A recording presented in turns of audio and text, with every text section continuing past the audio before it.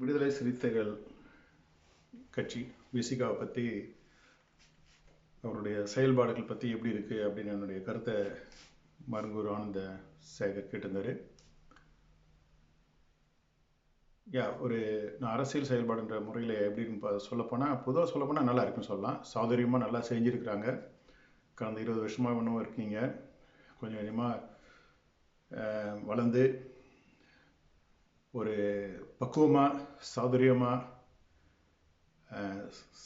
அதாவது சாதி சம்பந்தப்பட்ட இடையூறுகள் இல்லை திசை திருப்பம், டிஸ்ட்ராக்ஷன்ஸ், திசை திருப்பம் மாதிரி பல செயல்கள் நடந்தால் கூட அதுலேருந்து நீங்கள் கொஞ்சம் கொஞ்சமாக மாறி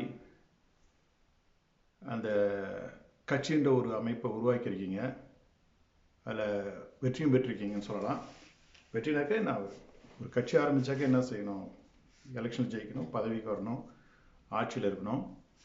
இப்போதைக்கு நீங்கள் சில எம்எல்ஏக்கள் எம்பிக்கள் எல்லாம் ஆட்சிக்கு வந்துட்டுருக்கீங்க 2-3 எலெக்ஷன்லாம். அதுக்கு முக்கியமான காரணம் விசிகா திமுகவோட கூட்டணி வச்சுக்கிறது. அது மட்டும் இல்லாத திமுக தலைவர் ஸ்டாலினுடைய அணுகுமுறை, உங்களுடைய உதவி அவர் அப்ரிஷியேட் பண்ணுறாரு, அதாவது போற்றுறாரு, அதை உணர்ந்திருக்கிறாரு. அதே மாதிரி நீங்களும் அங்கே உணர்ந்திருக்கீங்க. அது ஆளுங்கட்சி கூட்டணியாக இருக்கும்போது கொஞ்சம் நிதானமாக இருக்கிறது பெரிய கஷ்டம். காரணம் என்னென்னா, அதிகார போதையில் ஏதாச்சும் அடாவடி பண்ணி கட்சிக்கு கெட்ட பேர் வரும். அது மாதிரிலாம் வர நிறைய சான்ஸ் இருக்குது, வாய்ப்பு இருக்குது. இப்போ சமீபத்தில் சிதம்பரம் பக்கத்தில் அந்த சிதம்பரம் தொகுதி தான் நினைக்கிறேன், இல்லை காட்டுமன்னார் கோயில் தொகுதி என்னன்னு தெரில. அதில் இந்த கொடி பிரச்சனை வந்தப்போ அந்த ஒரு அளவுக்கு மீறி பேசின விசிகா நிர்வாகியை கட்சியிலேருந்து நீக்கி அந்த பிரச்சனைக்கு முடிவு வந்திருக்காங்க. ஒரு சாதாரண பிரச்சனை, அது சாதி பிரச்சனையாக மாறாத வந்திருக்கிறது. ஒரு அறிவு பக்குவத்தை, அரசியல் பக்குவத்தை காட்டுது, அரசியல் சாதுரியத்தை காட்டுது. இதனால என்னுடைய பார்வையில் நான் என்ன நினைக்கிறேன்னா, இப்போ விசிகா ஒரு உங்களுடைய மேக்ஸிமம் பொட்டென்ஷியல், உங்களால் எந்த அளவுக்கு செல்வாக்கு வர முடியுமோ அதை அடைஞ்சிட்ட மாதிரி தெரியுது.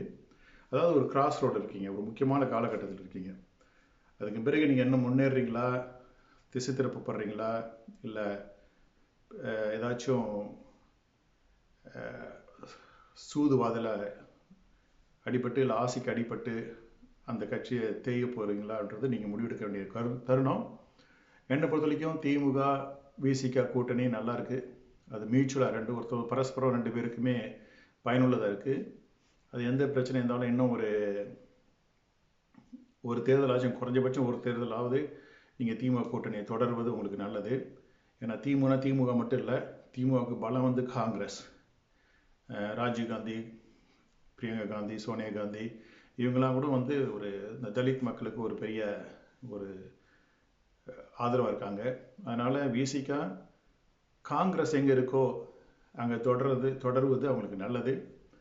அது மாதிரி சின்ன சின்ன பிரச்சனையெல்லாம் சாதி பிரச்சனையாக மாற்றாத, அது என்ன பிரச்சனையோ அதை அங்கே லோக்கல்லே அவங்கள தீர்த்துக்கிறது. அது அறிவுபூர்வமாக என்ன சொல்கிறது,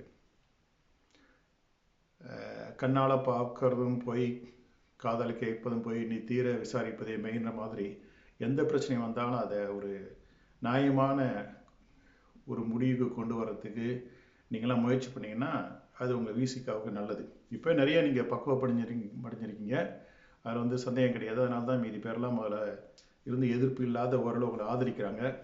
ஆனால் இப்போ சொல்லலாம் சில பேர், சரி இப்போ நீங்கள் ரொம்ப மாநில கட்சி அங்கீகாரம் வந்துட்டுது, இனிமேல் நீங்கள் எங்கே போகிறீங்களோ அங்கே தான் உங்களுக்கு சாதகமாக இருக்கும் அப்படி சொல்லுவாங்க. நான் அதிமுககாரன்ற பொருள் இப்போ சொல்லும்போது, இப்போ இதுலேயும் ஒரு நடுநிலைமையாக பேசினேன். ஒரு அதிமுககாரன் இல்லை, நடுநிலையாமே பேசுவோம். நீங்கள் ஒரு அதிமுக வரதா வச்சுப்போம், கூட்டணியை மாற்றுறதா வச்சுப்போம். நிறைய பணம் கொடுக்குறாங்க, இல்லை இங்கே நிறைய சீட்டு கொடுக்குறாங்க அப்படின்னு சொல்லி வந்தீங்கன்னா அது பரஸ்பரம் அழிவு தான் உருவாக்கும். உங்களால், அதாவது விசிகாவால் அதிமுகவுக்கு பிரயோஜனம் கிடையாது, அதிமுகவில் விசிகாவுக்கு பிரயோஜனம் கிடையாது. ஏன்னா அந்த கெமிஸ்ட்ரி, அந்த நட்புணர்வு திமுகவுக்கும் விசிகாவும் தான் இருக்குது, ப்ளஸ் காங்கிரஸ் இருக்குது. அது உங்களுக்கு விசிகா, காங்கிரஸ், திமுக கூட்டணி தான் நல்லது. அடுத்த குறைஞ்சபட்சம் இன்னும் ஒரு தேர்தலுக்குனாச்சும் திமுக என்னை பொறுத்தவரையும் நல்லவங்க தான் சொல்லுவேன். இப்போ ஜெயலலிதா கூட நீங்கள் கூட்டணி வச்சிருந்தாக்க, உதாரணத்துக்கு 2011 ஜெயலலிதா என்ன செஞ்சாங்க, எலெக்ஷன் உடனே அப்பயே தூக்கி போட்டாங்க விஜயகாந்த். அது ஒன்றும் பெரிய ஆச்சரியம் கிடையாது. 2001 அது மாதிரி தான் பாமக தூக்கி போட்டாங்க. அது ஜெயலலிதா. அதாவது எனக்கு ஜெயலலிதா பிடிக்கும். ஒரு அரசியல்னா என்ன, அந்த வாய்ப்பை பயன்படுத்தி வெற்றி பெறணும், தன்னுடைய சொந்த பலத்தில் ஆட்சிக்கு வரணும். அதான் அது ஜெயலலிதா கச்சிதமாக செய்வாங்க. ஜெயலலிதா பண்ண தப்பு 1901 முதல் தடவை அவங்க ஆட்சியில் இருக்கும்போது பண்ண தப்பு அவங்களுக்கு பாதிப்பு உருவாக்கிட்டது. இல்லைன்னா அவங்க தொடர்ந்து ஆட்சியில் இருந்திருக்கலாம். தமிழ் அரசியலே வேறு மாதிரி இருந்திருக்கும், தமிழக முன்னேற்றமே வேறு மாதிரி இருக்கும். பட் நம்ம வந்து விசிகாவை பற்றி பேசுகிறோம். ஏன் அதை கொண்டு போகிறேன்னா, ஆட்சிக்கு வந்தாலும் தனி மெஜாரிட்டி இருந்தால் கூட ஸ்டாலின் திமுக இன்னும் உங்கள் பக்கம் நிற்கிது. அதை நீங்கள் பாராட்டணும், அதை வந்து நீங்கள் புரிஞ்சுக்கணும். அதனால் விசிகா வந்து தொடர்ந்து இன்னும் ஒரு எலெக்ஷன் ஆச்சும், வர எலெக்ஷன் ஆச்சும் விசிகா திமுக காங்கிரஸ் கூட்டணி இருக்கிறது தான் உங்களுக்கு நல்லது. இதுபடி செயல்பாடு நீங்கள் பக்குவம் அடைஞ்சிட்டு இருக்கீங்க, நிறைய சாதுரியமாக இருக்கீங்க. மீதி ஜாதி பிரச்சனைலாம் தேவையில்லாமல் ஈடுபடாத இருக்கீங்க. விசிகாவிலே நிறைய பிரச்சனை இருக்கிற மாதிரி எனக்கு தோணுது. ஏன்னா அதிகாரம் வரும்போது பணம் செலவு அதிகமாக, பணம் ஒரு பணக்கார கட்சியை மாறும்போது அதில் வந்து வேறுபாடு வருவது இயற்கை தான். ஆனால் தான் சொன்ன விசிகா ஒரு கிராஸோட முக்கியமான காலகட்டத்தில் இருக்குது. நீங்கள் இப்போ எதுவும் குறுகிய கால லாபத்துக்காக உங்கள் முடிவை மாற்றி கூட்டணியை மாற்றி உங்கள் கட்சியை வீணாக்கிக்கிறத விட குறைஞ்சபட்சம் இன்னும் ஒரு தேர்தல், சட்டசபை தேர்தலில் திமுக கூட தொடர்ந்து இருக்க தான் நல்லது. அதே சமயத்தில் எலெக்ஷன் வர வரைக்கும் நீங்கள் குறை சொல்லிவிட்டு கடைசியில் போயிட்டு திமுக கூட இருக்கிறோம்னு சொன்னாக்கா அதுவும் பாதிப்பு தான் உருவாக்கும். அது நல்லா இருக்காது. அது எப்படி இருக்குன்னா, 1996 காங்கிரஸுக்கும் அதிமுகவுக்கும் பிரச்சனை வந்துக்கிட்டே இருந்தது. நரசிம்மராவ் முதலமைச்சராக இருக்கும்போது ஜெயலலிதாவுக்கும் நரசிம்மராவுக்கு ஒத்து வரல. கடைசி நேரத்தில் கூட்டணி உருவாக்குனாங்க காங்கிரஸ் அதிமுகன்னு. ஆனால் தமிழ் மாநில காங்கிரஸ் ஒன்று தனியாக மூப்நாத் தலையில் உருவாக்கி அது வேறு மாதிரி போயிட்டுது. அதாவது அந்த கூட்டணியில் ஒரு ஆர்வம், ஒரு நம்பிக்கைத்தன்மை இருக்காது குறை சொல்லிட்டு கூட்டணி வச்சா.